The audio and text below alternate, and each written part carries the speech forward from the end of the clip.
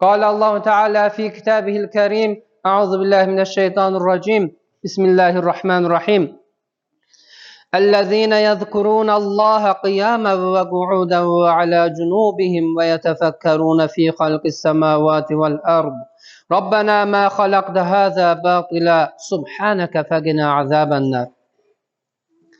Əziz müsəlmanlar, bugünkü mövzumuz Allahın bizə bəxş etdiyi neymətlər. Əziz müsəlmanlar, Uca Allah Quran-ı Kərimin bir çox yerində təfəkkür edib ibrət almağı yüksək qiymətləndirmişdir. O kəslər ki, ayaq üstə olanda da, oturanda da, uzananda da Allahı xatırlar. Göylərin və yerin yaradılması haqqında düşünər və deyərlər: Ey Rəbbimiz, sən bunları boş yerə yaratmamısan. Sən pak və müqəddəssən.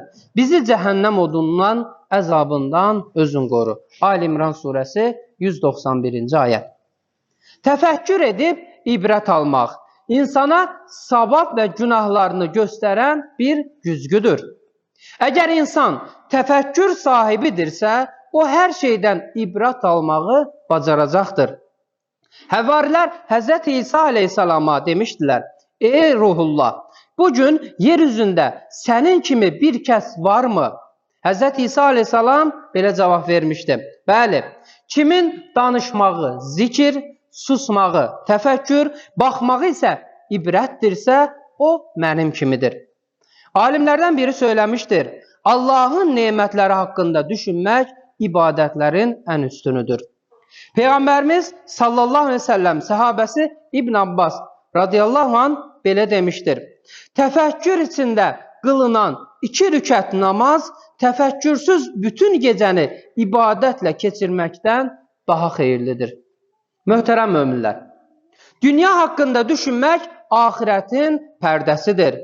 Axirət haqqında düşünmək isə hikmətə çatdırır, qəlbləri dirildir. Deyirlər ki, ibrət almaq elmi, zikir sevgini, təfəkkür təqvanı artırır. Xeyir haqqında təfəkkür edib ibrət almaq insanı xeyirli işlər görməyə təşviq edir. Şər üzərindən olan peşmanlıq isə insanı şəri tərk etməyə vadar edir. Təfəkkür edib ibrət almaq dünyanı seçməkdənsə axirəti seçməyin daha üstün olduğunu bildirmək deməkdir.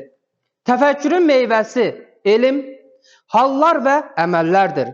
Əsas meyvəsi isə elmdir. Elm qəlbdə hasil olduqda qəlbin vəziyyəti dəyişər. Qəlbin vəziyyəti dəyişdikdə əzaların əməlləri dəyişər. Buna görə də əməl hala tabedir. Hal elmə, elm də təfəkkürə tabedir. Təfəkkür insanı müşahidə və təqva qazandırır. Allah-u Teala Quranın çox yerində insanı adi sudan yaratdığını bildirmişdir. Məgər sizi bir qətrə zəif, dəyərsiz sudan, nütfədən yaratmadıqmı? Biz onu möhkəm bir yerdə, ana bətnində saxladıq, müəyyən bir vaxta qədər. Mürsələ surəsi 20-22-ci ayət. Biz həqiqətən insanı tərtəmiz, süzülmüş palçıqdan yaratdıq. Biz Adəmi torpaqdan, Adəm övladını isə süzülmüş xalis palçıqdan, nütfədən xəlq etdik. Sonra onu, Adəm övladını nütfə halında möhkəm bir yerdə, ana bətnində yerləşdirdik. Sonra nütfəni laxtalanmış qana çevirdik. Sonra laxtalanmış qanı bir parça ət etdik. Sonra o parça əti sümüklərə döndərdik. Sonra sümükləri ətlə örtdük və daha sonra onu bambaşqa, yeni bir məxluqat olaraq yaratdıq. Yaradanların ən gözəl olan Allah nə qədər uca, nə qədər uludur. Müminin surəsi 12-14-cü ayət. Allah-u Teala ağ və parlaq olduğu halda məni damlasını necə bir qan laxtasına çevirdiyinə, sonra o qanı necə bir ət parçası etdiyinə, sonra da o bir parça ətdən sümük, sinir, damar və ətdən ibarət bambaşqa, yeni bir məxluqat yaratdığına diqqət edər. Allah-u Teala o məxluqa qulaq, göz, burun, ağız və digər əzalar bəxş etmiş. Barmaqlarını bükülmə bacarığı vermiş. Daxilində ürək, mədə, ciyər kimi orqanları yerləşdirmişdir. Onların hər biri xüsusi bir formada, xüsusi iş üçün yaradılmışdır. Onlar üzərində təfəkkür etməkdə böyük bir ibrət vardır. Fussilet surəsinin 53-cü ayəsində bu həqiqətə diqqət çəkilir. Onun, Qur'anın haqq olduğu onlara, müşriklərə bəlli olsun deyə biz öz qüdrət nişanələrimizi onlara həm xarici aləmdə, üfüqlərdə, kainatda, göylərin və yerin ətrafında, həm də onların öz daxilində mütləq göstərəcək. Ya Peyğəmbər, məgər Rəbbinin hər şeyə şahid olması sənin dediklərinin doğruluğuna kifayət deyilmi?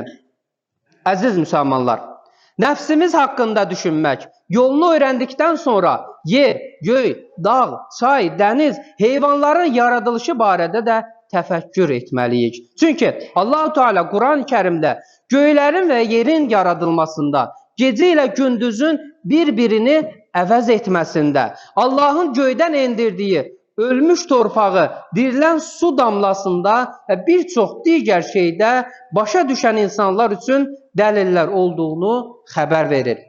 Həqiqətən, göylərin və yerin yaradılmasında, gecə ilə gündüzün bir-birini əvəz etməsində, içərisində insanlar üçün mənfəətli şeylər olan gəmilərin dənizlərdə üzməsində, quruyan yeryüzünü Allahın göydən yağmur yağdıraraq yenidən diriltməsində, cins heyvanları onun hər tərəfə yaymasında, göylə yer arasında ram edilmiş küləyin və buludların bir səmtdən başqa səmtə döndərilməsində Allahın hikmət və qüdrətində dəlalət edən əlamətlər vardır. Bəqərə surəsi 164-cü ayət. Məgər biz yeri məskən etmədikmi, həm dirilərə, həm də ölülərə? Mürsəlat surəsi 25-26-cı ayət. Onun qüdrət nişanələrindən biri də budur ki, sən yer üzünü qupquru görürsən. Biz ona yağış yağdıran kimi hərəkətə gəlib qabararlar, cana gələrlər. Onu dirildən şübhəsiz ki, ölüləri də dirildəcəkdir. Həqiqətən o Allah hər şeyə qadirdir. Fussilet surəsi 39-cu ayət. Ey insanlar, öləndən sonra yenidən diriləcəyinizə şübhəniz varsa, ilk yaradışınıza yada salın. Həqiqətən biz sizi torpaqdan, sonra mənidən, nütfədən, sonra laxtalanmış qandan, daha sonra müəyyən tam bir şəklə düşmüş, vaxtında doğulmuş və düşməmiş, vaxtından əvvəl doğulmuş bir parça ətdən yaratdıq ki, qüdrətimizi sizə göstərək. İstədiyimizi ana bətnində müəyyən bir müddət, adətən 9 ay saxlayar, sonra sizi oradan uşaq olaraq doğruldub çıxardarıq.